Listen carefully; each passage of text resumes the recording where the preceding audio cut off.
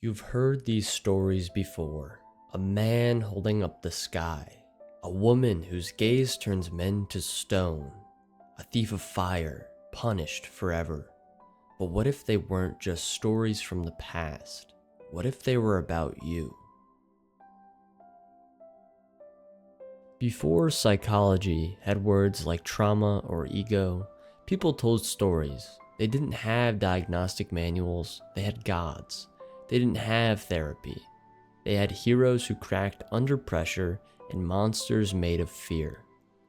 Ever wonder why guilt eats at you? Why you chase things that hurt? Why you feel broken when everything looks fine from the outside? Myths were the first way we tried to explain that. Not just what we do, but why we feel what we feel. Carl Jung called them archetypes, characters we all seem to recognize. The hero trying to rise, the shadow trailing behind, the trickster who throws everything off, and the protector who disappears when you need them most. You don't have to believe in gods for these stories to hit. You just have to remember what it's like to be human. Hercules, the strongest man alive, except strength didn't save him.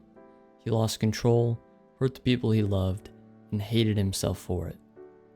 So he took on the labors, not for fame, for penance.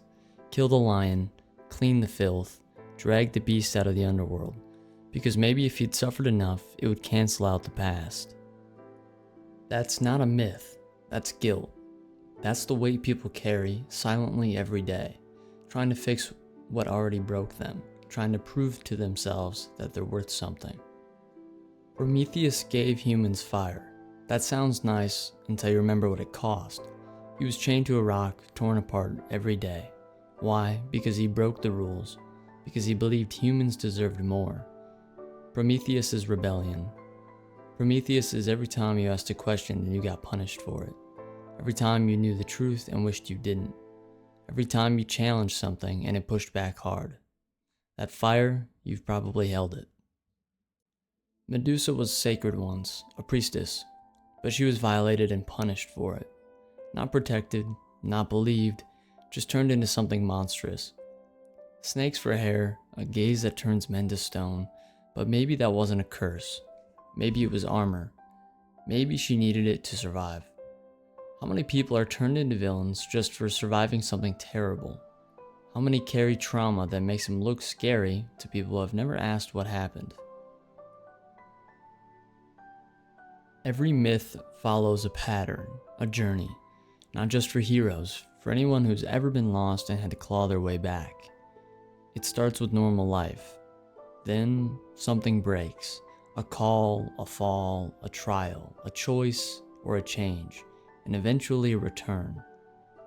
You lived this before, in grief, in heartbreak, in hitting rock bottom and wondering if that was it. But it wasn't, and you kept going. Luke Skywalker, Frodo, and even Moana, but also in you. In your hardest moments, that's the story the myths were always telling. So why do these stories still stick around? Because they work. They remind us that pain has place, that struggle means something, and that monsters aren't always evil, sometimes they're wounded. And heroes, they don't start brave, they start broken. We keep telling myths because sometimes we need to hear that it's okay to be a mess, that we're not the only ones trying to make sense of it all.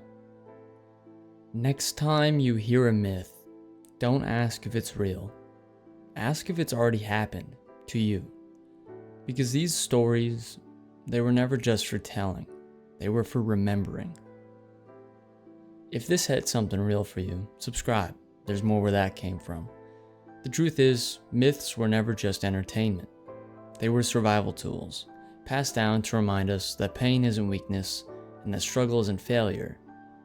And becoming something new often feels like falling apart first.